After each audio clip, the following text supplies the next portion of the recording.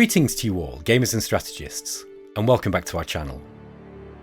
In our Lore of Galactic Civilizations episode, we examined a diverse cast of strange alien species who play out their dreams of surviving the chaos of the galaxy and building their own lasting intergalactic empire.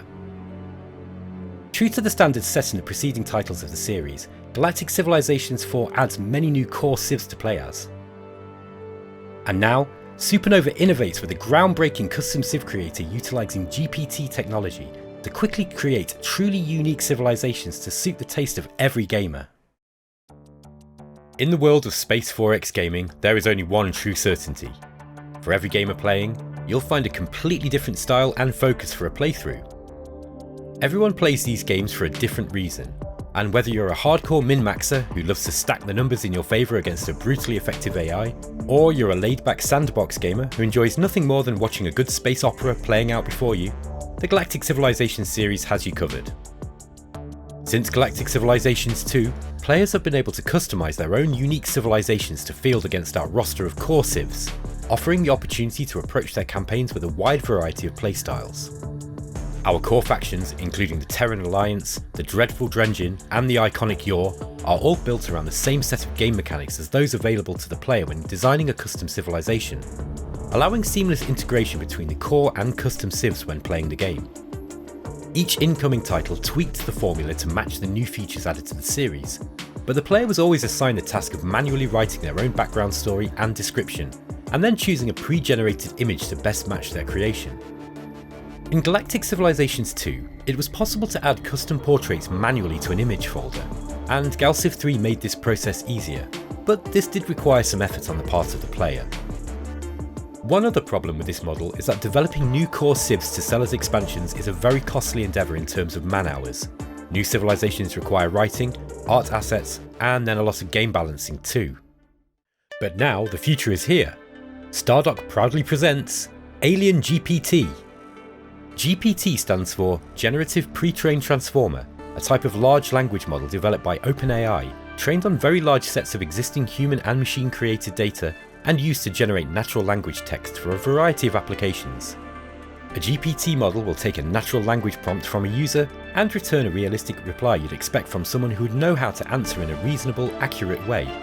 For example, inputting a request for a fine-tasting cheesecake obviously won't magically manifest one in front of you, Star Trek Replicator style. Instead, the model is smart enough to infer that the best way to deliver one to the user is to print out a well-used, highly rated recipe for the cake based on the data it was trained on. This technology is still in its relative infancy, and it does make a lot of mistakes, but it's still incredibly useful if operated with care. Stardock quickly recognised an opportunity to integrate this technology into their games, to more easily create written materials and supplement their existing content base, and began development of a new GPT model, AlienGPT. Any elements of gameplay that utilise written or spoken text can potentially be generated using AlienGPT to quickly increase the amount and quality of unique experiences for a player, without the traditional costs that accompany development of large amounts of bespoke content. In fact, this technology allows for a near infinite amount of content to be added to a game, an impossible task before the introduction of GPT models. Similar technology can be used to build on our own library of Galactic Civilizations art assets, but there are limitations. Because the artwork is trained on Stardock's existing art library, when there is a call for a new alien type with nothing similar sitting in our repository, our human art team is called in to create it. For example, previous Stardock games didn't have anything resembling moths or butterflies. Thus, a new civilization called the Phalanoids was created by Stardock's human art team, allowing these new images to be used to train an infinite number of derivative moth and butterfly images. Newly generated text content includes the overview and lore for a civilization, in-game events, conversations between leaders in diplomacy, and generally offers an opportunity for creative, expansive, and one-of-a-kind gameplay that we've never seen before. Building the AlienGPT engine into Stardock's cloud-based metagaming technology Tachyon, the background and lore of a civilization can be generated from a single prompt. After this, pre-generated images of aliens are offered to the player to best represent their new alien civilization. These are not generated at the time of the civilization's creation. Instead, these images are created in advance by Stardock's in-house artists, utilising their own deep learning AI model trained only on our own artwork, created for past titles over the last 30 years.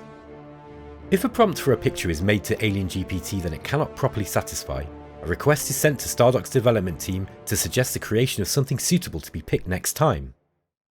Let's make a custom civilization. Today, I've decided I like very war-focused gameplay, and so I'm going to choose something suited to that playstyle, and mix in something kind of wild and fun too. First, we see the biology screen. Let's enter ancient dinosaurs that found advanced alien technology, fused with it and became a race of war-hungry, cybernetic feudal lizard knights. And then select a physical biology type, cultural affinity, and their behaviours to give the generator some more info to go on. Hit generate and see what AlienGPT comes up with. Note that the biology type, cultural affinity and behaviours don't just affect the civ generation, they have important in-game effects too. Biology determines conditions necessary for a population to grow, cultural affinity grants a boost to the selected ideology, and behaviours affect diplomacy and AI civ behaviour. When it's done, the game presents us with a text that is generated to customise our civ startup screen, consisting of a slogan or motto, a detailed description of who they are, and then a strengths and weaknesses section too. These can all be manually edited if you want to make changes.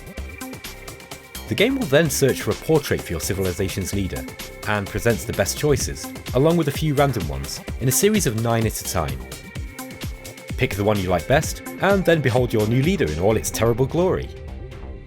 At this point, AlienGPT has done its job, and you're free to go through and continue customising your civilization's logo, map theme, and theme tune from the biology screen. In the abilities screen, we pick civilization abilities suitable for our species.